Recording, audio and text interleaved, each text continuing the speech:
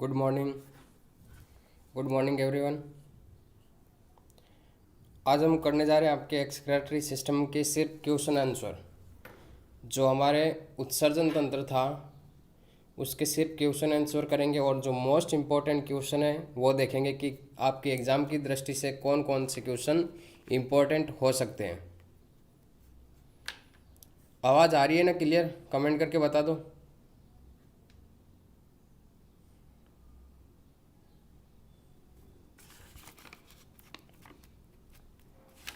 आवाज़ आ रही है ना क्लियर?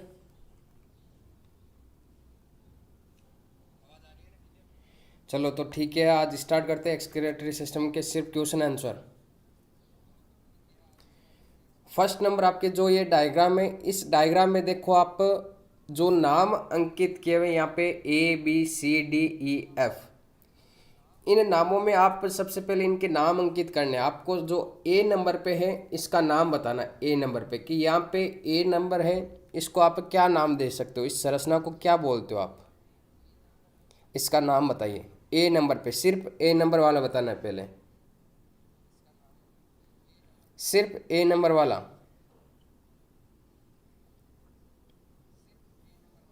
ए नंबर वाला है उसको आप क्या नाम दे सकते हो? महावीर का बिल्कुल करेक्ट है। जल्दी कमेंट करा करो फास्ट थोड़ा।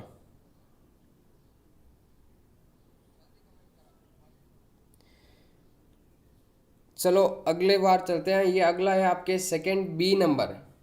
इस बी को आप क्या नाम दे सकते हो इस डायग्राम में? इस बी को आप नलिका समान जो संरचना है इसको क्या बोलते हैं? जो नलिका समान संरचना है इसको क्या कहते हैं?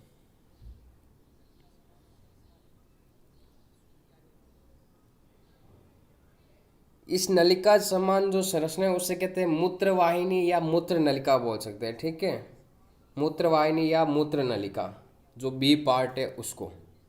अगला है आपके सी नंबर पार्ट। इस सी नंबर पार्ट को आप क्या नाम दे सकते हो, क्या बोलते हैं इस संरचना को?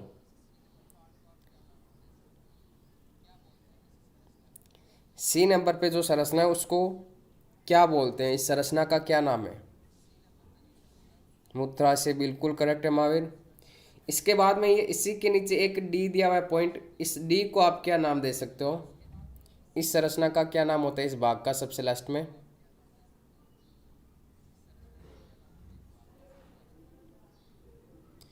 मूत्र मार्ग बिल्कुल करेक्ट है। इस डी के बाद में ये आपके ई नंबर पे जो आपके रेड कलर की ये संरचना दिखाई दे रही है, आप इसको क्या नाम दे सकते हो, इसका क्या नाम होगा?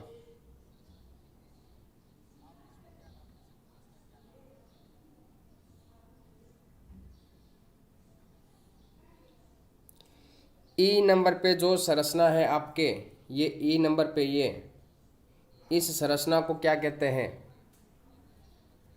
यूरिथ्रा बिल्कुल गलत है महावीर। धमनी, महाधमनी बोलते हैं। ठीक है, महाधमनी। और जो आपके एफ नंबर पे यहाँ पे जो संरचना है, जो आपके ब्लू कलर की नलिका लगी हुई है उसको क्या कहते हैं? सीरा, महासीरा बोलते हैं, सीरा नहीं महासीरा। ठीक है, तो ये आपके इसमें एक तो आप डायग्राम याद रखना कि डायग्राम में कौन सी संरचनाओं के कौन कौन से भाग होते हैं और ये डायग्राम बनाना आना चाहिए। फिर चलते हैं हमारे नेक्स्ट क्वेश्चन के ओर। इसमें आपके फर्स्ट नंबर क्वेश्चन है आपके अमोनिया का उत्सर्जन करने वाले जंतु क्या कहलाते हैं और इसका एक उदाहरण बताइए आप कि जो जंतु होते हैं वो अमोनिया का उत्सर्जन करते हैं, वो जंतु क्या कहलाते हैं? जल्दी बताइए कमेंट करके कि अमोनिया का उत्सर्जन करने वाले जंतु क्या कहलाते हैं और इसका एक उदाहरण भी बताना है इसमें। अमोनिया का उत्सर्जन करने वाले जंतु क्या कहलाते हैं और इसका एक उदाहरण। अमोनोटेलिक और मोलस्का क्या कहलाते हैं? अमोनोटेलिक, और इसका एग्जाम्पल क्या हो जाएगा? मोलस्का।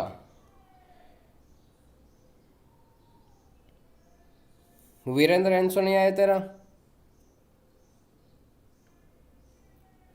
महावीर ये मोलस्का मैंने नहीं बताया, तूने बुक में से देखकर इसका आंसर लिखा है। ठीक है, मैंने जो आंसर बताया था उदाहरण वो बताता हूँ इसका।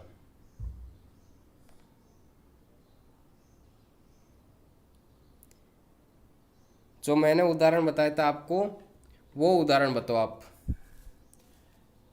कौन सा उदाहरण बताया था मैंने अमोनिया में? हाँ, फिश और फ्रॉग। फिर आगे आपके दूसरा क्वेश्चन है, यूरिया का उत्सर्जन करने वाले जंतु क्या कहलाते हैं और इसका एक उदाहरण बताइए।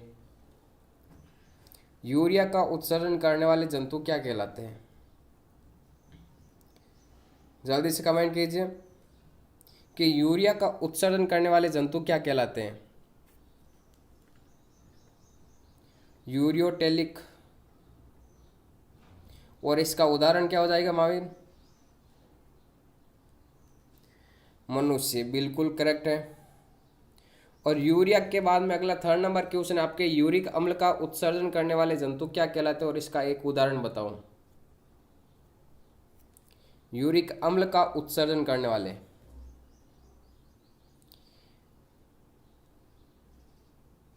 वीरेंद्र तेरा गलत है ये, तूने आंसर गलत दिया था, अब डिलीट कर दिया इसको।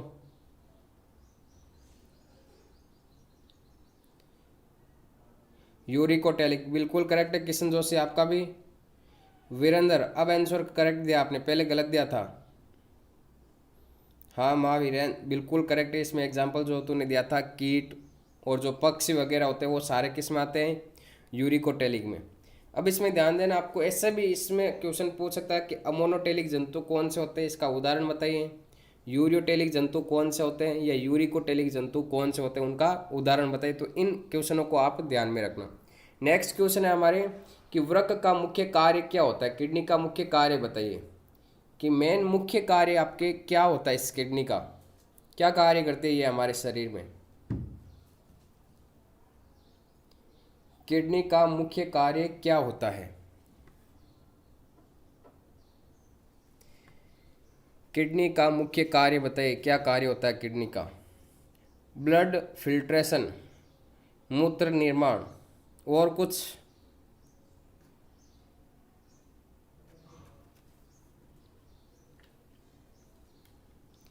और कुछ आंसर हो सकता है? सोचो क्या हो सकता है इसका आंसर।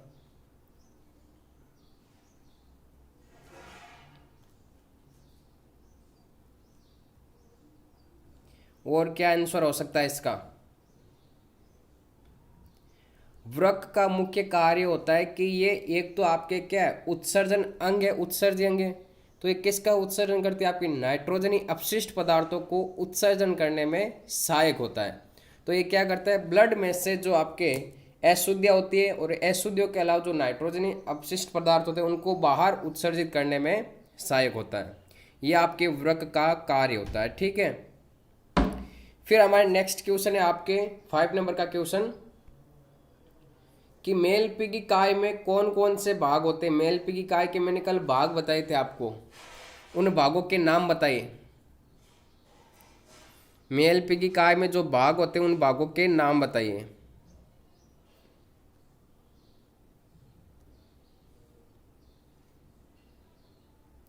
मेल पीगिकाय में जो भाग होते हैं उनके नाम बताइए।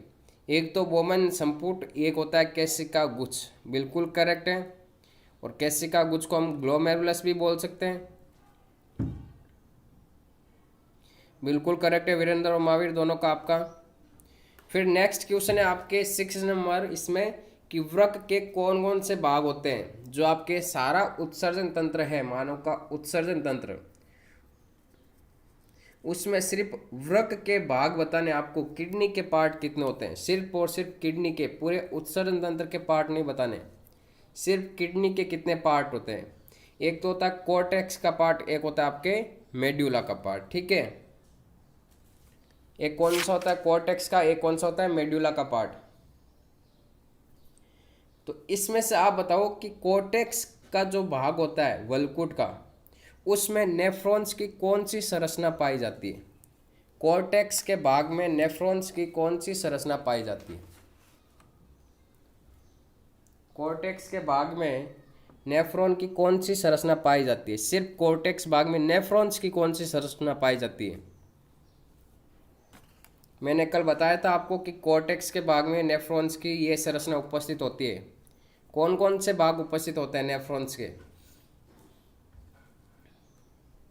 बताओ जल्दी कमेंट करके।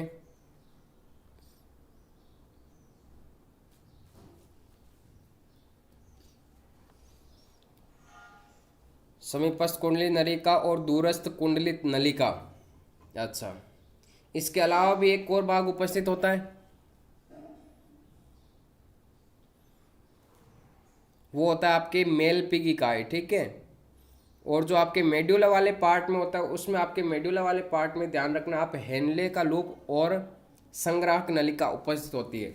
इन दोनों भागों को आप अच्छी तरीके से याद रखना कि कौन से भाग में क्या उपस्थित होता है। इसके बाद में नेक्स्ट क्वेश्चन की ओर चलते हैं कि मूत्र निर्माण की क्रिया कितने चरणों में संपन्न होती है। उन चरणों के नाम बताओ आप। मूत्र निर्माण की प्रक्रिया कितने चरणों में संपन्न होती है, उनके नाम बताओ। हाँ, नाम लिखो। कौन कौन से नाम बताए थे मैंने।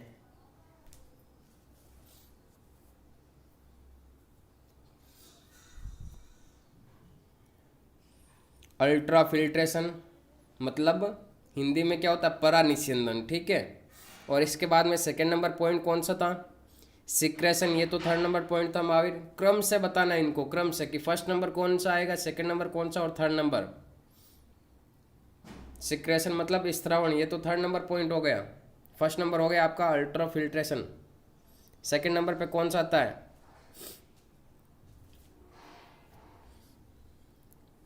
सेकंड नंबर पे कौन सा आता है, पुनर्अवशोषण, बिल्कुल करेक्ट है। कि ये आपके 3 चरणों में संपन्न होती है मूत्र निर्माण की प्रक्रिया। फर्स्ट नंबर कौन सा हो जाएगा, अल्ट्रा फिल्ट्रेशन। फिल्टर मतलब छानना, रक्त में से अशुद्धियाँ छन जाती है, फिर उनमें से जो भी आपके कोई उपयोगी पदार्थ होते हैं, ग्लूकोज वगैरह, एमिनो, उनका वापस अवशोषण किया जाता है, तो वो कहलाता है आपका पुण्य अवशोषण। और वापस लास्ट में जो आपके अशुद्ध होती है उनको बाहर उत्सर्जित करना, वो हो जाता है आपका सिक्रेशन। फिर अगला आपका 8 नंबर क्वेश्चन इसमें कि रक्त अपहरण प्रक्रिया में क्या किया जाता है। जो अपहरण डायलिसिस प्रोसेस होती है उसमें क्या किया जाता है, बताओ आप। रक्त अपहरण प्रक्रिया में क्या किया जाता है।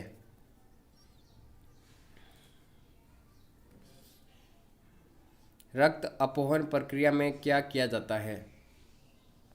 जो मैंने डायलिसिस प्रोसेस बताई थी कल, कि अगर किडनी कार्य करना बंद कर देती है एक, तो क्या होता है उसमें, कौन सी प्रक्रिया, ये आपकी हीमोडायलिसिस करवाई जाती है। तो उसमें हीमोडायलिसिस में क्या किया जाता है, ब्लड को कृत्रिम किडनी से फिल्टर किया जाता है। बिल्कुल करेक्ट है महावीर। वीरेंद्र का क्या आंसर है कि ब्लड को शरीर से बाहर निकाल कर फिल्टर किया जाता है। हाँ, फिल्टर किया जाता है, बिल्कुल करेक्ट है। कि जो आपकी कृत्रिम किडनी होती है उसके द्वारा ब्लड को फिल्टर किया जाता है और वापस उसको शरीर में इंटर करवा दिया जाता है। फिर अगला नेक्स्ट क्वेश्चन है आपके 9 नंबर क्वेश्चन है। फर्स्ट में है 9 में आपके यूरेमिया क्या है, क्या होता है यूरेमिया। ये एक आपके जो उत्सर्जन से संबंधित रोग है, तो क्या होता है इस यूरेमिया में। यूरेमिया में क्या होता है, मैंने कल नाम से बताया था, यहाँ पे नाम क्या आ रहा है, यूरिया। तो क्या होता है इसमें, इसमें बताओ आंसर क्या होगा इसका, कि यूरेमिया क्या होता है। यूरिया की मात्रा अधिक हो जाती है, ब्लड में क्या होता है, यूरिया की मात्रा अधिक हो जाती है, उसे बोलते हैं यूरेमिया, ठीक है। करेक्ट है, ये आप याद रखना, इसको बहुत ही इंपॉर्टेंट है, जो भी आपके रोग आएंगे हर एक चैप्टर में। फिर अगला है आपके ग्लाइकोसूरिया। ग्लाइकोसूरिया क्या होता है, ग्लाइकोसूरिया क्या होता है। ग्लाइको नाम आ रहा है, देखो यहाँ पे किससे रिलेटेड करना है, ग्लाइको नाम आते ही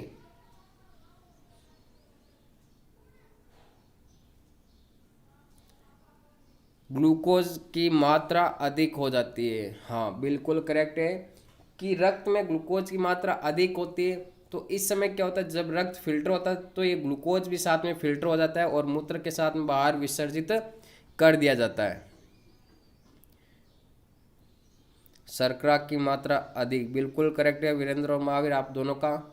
अब बताओ ये ग्लाइकोसूरिया जो रोग होता है ये कौन से हार्मोन की कमी से होगा, उस हार्मोन का नाम बताओ। कि ग्लाइकोसूरिया जो रोग होता है वो कौन से हार्मोन की कमी से होता है, उस हार्मोन का नाम बताओ मुझे।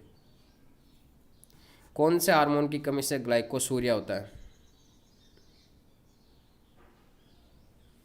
इंसुलिन हार्मोन की कमी से, बिल्कुल करेक्ट है आप दोनों का, कि इंसुलिन हार्मोन की कमी से क्या होता है कि रक्त में ग्लूकोज की मात्रा कंट्रोल नहीं हो पाती, जिसके कारण ये जो ग्लूकोज होता है ये रक्त के साथ में क्या हो जाता है, फिल्टर हो जाता है और मूत्र के साथ में बाहर विसर्जित होता रहता है, और इस रोग को क्या बोलते हैं, ग्लाइकोसूरिया। फिर अगला किडनी स्टोन। आप इसमें इतना बता दो किडनी स्टोन में कि जो किडनी स्टोन बनती है हमारी किडनी में, वृक में बनती है, वो कौन सा यौगिक होता है। कल मैंने उस यौगिक का नाम बताया था, किडनी स्टोन। उस यौगिक का नाम बता दो मुझे, उस यौगिक का क्या नाम होता है। किडनी स्टोन में बनती है, वो किस यौगिक से बनती है। किडनी स्टोन किस यौगिक से बनती है, उस यौगिक का नाम बताओ।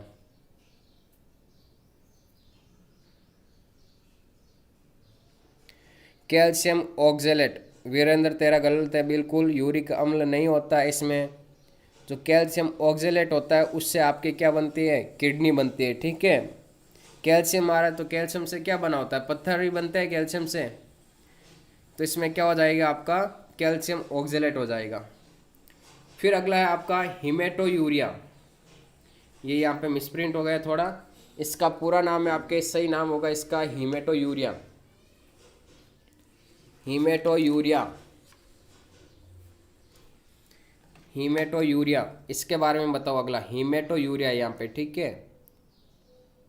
हीमेटो यूरिया क्या होता है, हीमेटो यूरिया क्या होता है, इसके बारे में बताओ। हीमेटो यूरिया, मूत्र के साथ आरबीसी का निकलना, बिल्कुल करेक्ट है हीमेटो यूरिया। और एक आप हीमोग्लोबिन यूरिया भी याद रखना कि हीमोग्लोबिन का यूरिया मतलब मूत्र के साथ में बाहर विसर्जित होना, वो क्या कहलाता है आपका, हीमोग्लोबिन यूरिया। और हीमेटो यूरिया में क्या हो जाएगा कि मूत्र के साथ में आपके आरबीसी का निष्कासित होना, वो आपके कहलाता है हीमेटो यूरिया। बिल्कुल करेक्ट है वीरेंद्र तेरा भी। ये आपके थे 9 क्वेश्चन। अगला क्वेश्चन आपके क्या है कि नेफ्रॉन्स के कौन कौन से भाग होते हैं। नेफ्रॉन्स के जो आपके भाग थे उन भागों के नाम बताओ। सिर्फ नेफ्रॉन्स की संरचना में कौन कौन से भाग थे, नेफ्रॉन्स की संरचना में कौन कौन से भाग थे, उन भागों के नाम लिखो। नेफ्रॉन्स की संरचना में कौन कौन से भाग थे, उन भागों के नाम लिखो आप।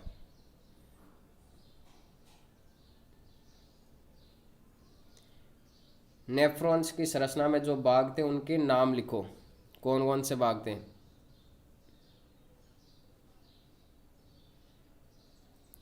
नेफ्रॉन्स की संरचना में कौन कौन से भाग थे, उन भागों के नाम लिखो।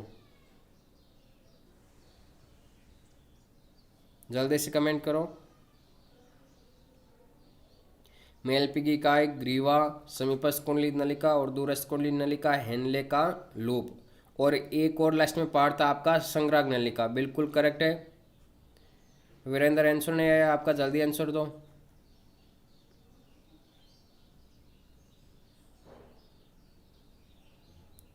वीरेंद्र आंसर नहीं आया तेरा।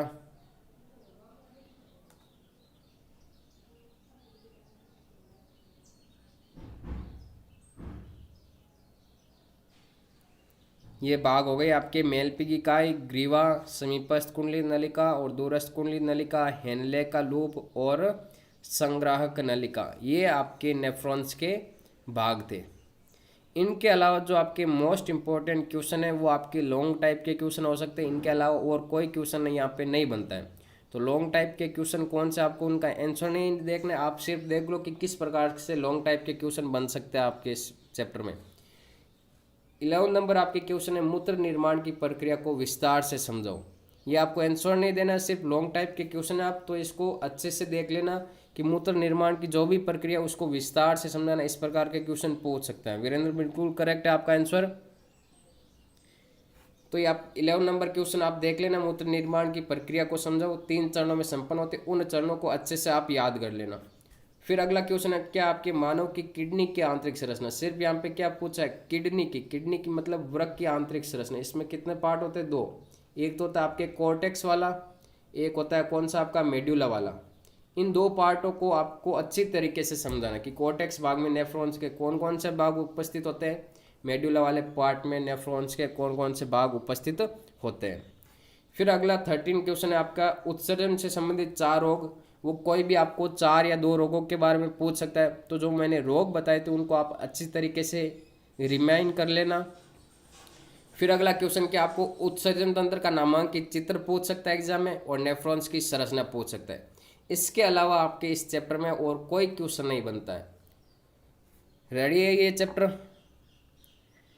पूरा रिमाइंड अच्छे से याद है तो कमेंट करके बता दो।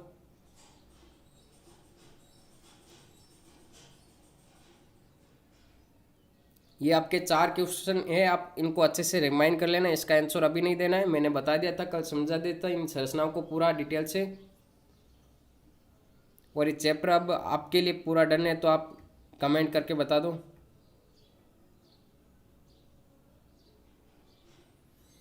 कोई और क्वेश्चन नहीं बनता क्या? नहीं महावीर, और कोई क्वेश्चन नहीं बनेगा इसमें से। जो मैंने क्वेश्चन बताए थे आपको, इनके अलावा और कोई बाहर से क्वेश्चन नहीं आएगा, मत लो टेंशन।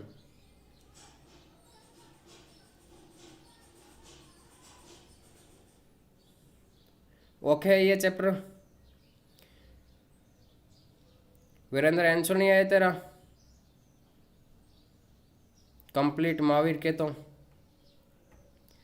तो कल हम नेक्स्ट चैप्टर स्टार्ट करेंगे। आपके नेक्स्ट चैप्टर का नाम क्या, आपके 26 नंबर जो चैप्टर है उस चैप्टर का नाम है नर्वस सिस्टम, तंत्रिका तंत्र के बारे में। कल हम यही समय रहेगा हमारा 11 बजे का, और ये आप अच्छे से क्वेश्चन देख लेना इनको। और आपको एक काम करना भी कि इस वीडियो को पहले तो लाइक कर दो, आप सारे जितने भी अभी लाइव देख रहे हो, जितने भी आप अभी लाइव देख रहे हो इस वीडियो को लाइक करो पहले तो।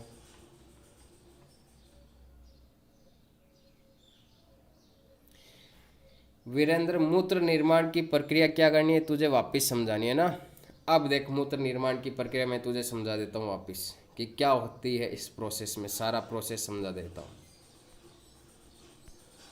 ये रहा मूत्र निर्माण की प्रक्रिया का, कल हमने जो समझा था, वापस समझा देता हूँ इस मूत्र निर्माण की प्रक्रिया को। अब यहाँ पे क्या है, इस मूत्र निर्माण की प्रक्रिया में पहले तो 3 चरण होते हैं मूत्र निर्माण की प्रक्रिया में। कौन कौन से होते हैं? एक तो परानिस्यंदन, मतलब इसका इंग्लिश में क्या नाम होता है? Ultra filtration. फिल्टर मतलब क्या होता है? छानना, ठीक है। छानने के बाद में इसमें क्या किया जाता है आपको? अगला आपके वर्णात्मक पुण्य अवशोषण, सेलेक्टिव री एब्जॉर्वेशन। और अगला 3rd नंबर आपकी प्रोसेस कौन सी होगी? सिक्रेशन, मतलब स्त्रावण किया जाएगा, ठीक है, इतना याद रखना। अब यहाँ पे 1st नंबर पॉइंट में क्या है? परानिस्यंदन, मतलब जैसे ही आपके जो ब्लड होगा वो किस में आएगा? सबसे पहले अभिवाही धमनिका के द्वारा किस में आता है आपके? ये देखो यहाँ पे अभिवाही धमनिका के द्वारा ब्लड तो किस में आता है? बोमेन संपुट में आता है। अभिवाही धमनिका के द्वारा ब्लड कहाँ पे आता है? मैं डायग्राम बता देता हूँ। ये रहा यहाँ पे डायग्राम, आपके इस डायग्राम में देखना अब कि अभिवाही धमनिका है, उस अभिवाही धमनिका के द्वारा ब्लड तो किस में आता है? पहले ग्लोमेरुलस में आता है। ब्लड में क्या होती है इस समय? अनेक सारी अशुद्धियाँ होती है। जैसे ही ब्लड ग्लोमेरुलस में आता है तो इस जालनुमा संरचना के कारण और पोडोसाइट्स के कारण क्या हो जाता है? ब्लड का फिल्ट्रेशन हो जाता है, ठीक है।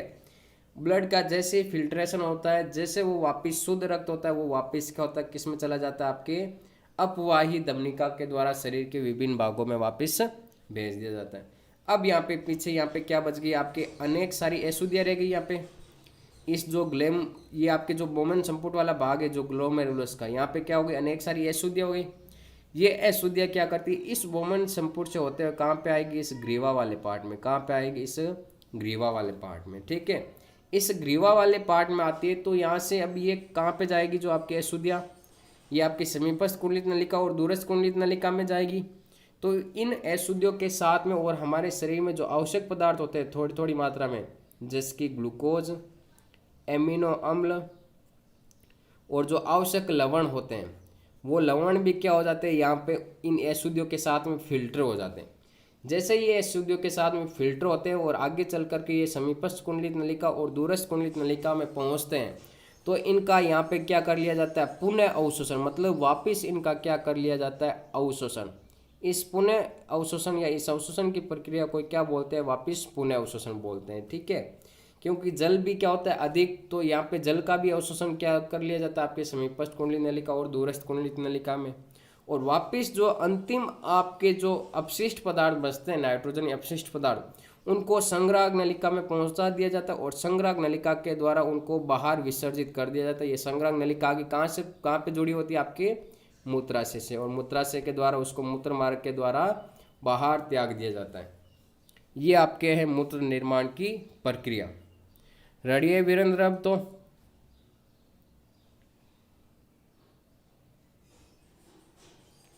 बस एक्स्ट्रा कुछ नहीं पढ़ना है, जितना मैंने बताया था वो याद रखो आप।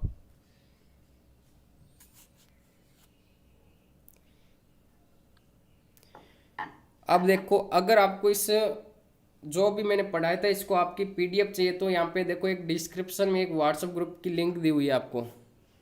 इस वीडियो के डिस्क्रिप्शन में देखो एक व्हाट्सएप ग्रुप की लिंक दी हुई है, उस व्हाट्सएप ग्रुप को आप ज्वाइन कर लेना सारे, कि आगे नेक्स्ट क्लास होगी उसका भी आपको नोटिफिकेशन मिल जाएगा उसमें, और हर कोई एक पीडीएफ होगी उसकी पीडीएफ भी आपको मिल जाएगी।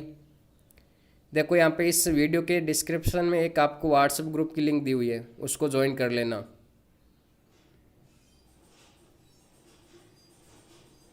ओके, फिर कल स्टार्ट करते हैं आपके 26 नंबर चैप्टर नर्वस सिस्टम, तंत्रिका तंत्र के बारे में। चलो तो फिर ठीक है, कल स्टार्ट करते हैं। यही टाइम रहेगा हमारा 11 बजे का लाइव आने का, और उस 26 नंबर चैप्टर के बारे में पढ़ेंगे कल से। ओके फिर बाय, कल मिलते हैं।